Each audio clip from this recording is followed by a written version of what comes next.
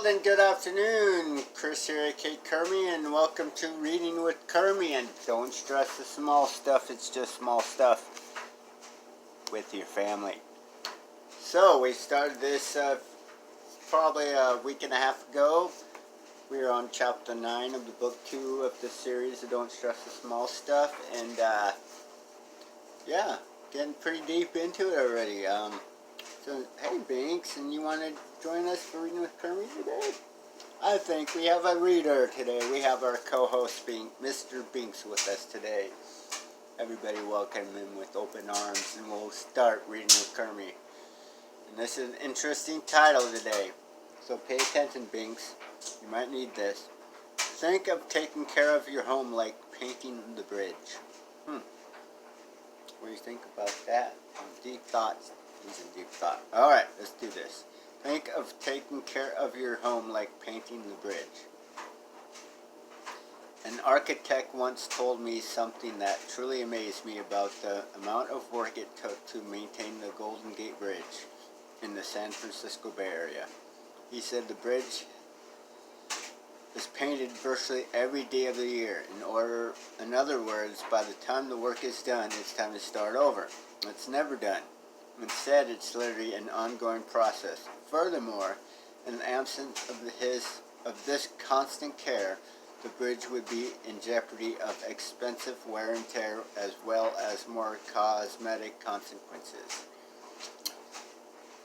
One day it dawned on me, taking care of a home is much like painting this extraordinary bridge, and thinking of it in these terms has been an enormous relief in my life. What's up, Binks? Just checking out the window? You know, it's beautiful outside. Like most people, I used to get overwhelmed about the care of maintenance of our home.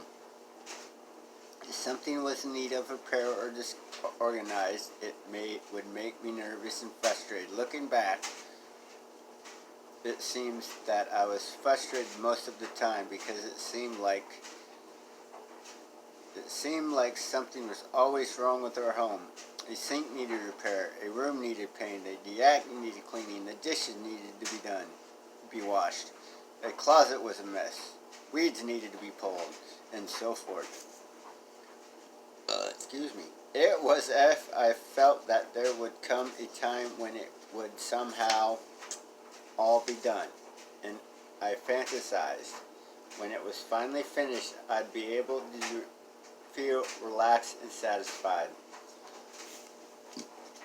Well, several years later, the house is still in process. The weeds still need to be pulled, the attic still gets messy, dishes are still in the sink, and my daughter's room needs paint once again. In a way, it's exactly like the Golden Gate Bridge. It's never done. And it will never be. The only difference is that now I understand that and have accepted this fact about having a home. Looking at my home in this way has been a tremendous relief now. Instead of panicking or overthinking when something isn't finished or needs to be done, I'm able to keep in touch. I'm able to keep it in much better perspective. I'm not suggesting that I don't work hard to keep things in good repair and orderly. I do, and only I'm not nearly as attached to completing the project. My guess is that if you look at your home in this way, it will be a tremendous source of relief. In all likelihood, you'll have even greater appreciation for those things that do get finished and less frustrations over the things that don't. That was actually a really good chapter, and yeah, keeping that frustration at bay and overwhelmed feeling. I know, because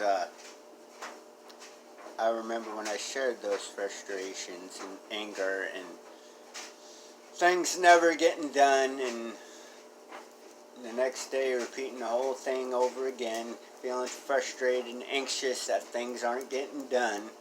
You know, honestly, and looking back at this kind of selfish and stinkish way almost, that's one reason why I left my girlfriend's family's home last year.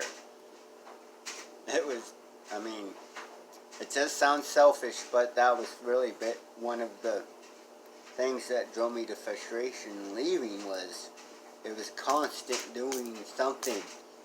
And it was a family, it was a household of 7 of us, and the sink was constantly full, the messes were always there, you know, which is fine, it's normal for a household of 7, but, you know, when you have a chore list up, certain things for people to do, and then the load gets on me, and I do half their job, me and the mother, and half the kids' jobs, so that was the big frustration part. But anyway, back to the reading. You know, I was starting to vent there for a while. I want to do that. That's what therapy's for, Chris. Anyway, yes, treat your house like the Golden Gate Bridge. It's always a process, and you know, if you keep on doing a little bit each and every day, you know, that frustration lessens. That the anger is much less. You know, right now, a year and a half later, I'm living with my sister in a 2-bedroom apartment, and most of my life I've always had apartments, so, you know, they're not as huge as the responsibility as owning your own home, but it's the same concept. It's a consistency. You just got to stay consistent with it and not pile it up. Perfect example. Like I said, living with my sister, she has a lot of stuff, almost too much stuff, and almost gives her anxiety and frustration every time I mention it, because there's still like totes and boxes that haven't even been put away, and we moved in like more than 6 months ago, I think, and I could get frustrated and angry with that on a daily basis if I let it, but I don't. I know it's a process. I've motivated her to take it one bite at a time, one tote at a time when she has an opportunity to do so. And that way, it gets done in a consistent process basis, but that anger is a lot lessened. It's kind of frustrating that half our living room and dining space is covered in stuff still, and I want her to get motivated and to get it done. You know, I make suggestions, and that, you know, that's really all I can do. It's not like she's my spouse or my child, my sister, and she just don't have room for all of it right now. But anyway, that reading was a good reminder just to keep at it. Just to make it a daily maintenance, what it's supposed to be, instead of a daily frustration like it isn't supposed to be. So I got a little bit out of that reading. I hope you guys did too. And it's almost 4 o'clock already. The sun's been out. I've been wanting to go outside and take advantage of some of the sun. So I'm going to finish getting myself dressed and take my camera out to do some exploring wherever the wind takes me, I guess. Huh? On that note, I want you guys to have a great day. And let's not frustration in your life. Peace.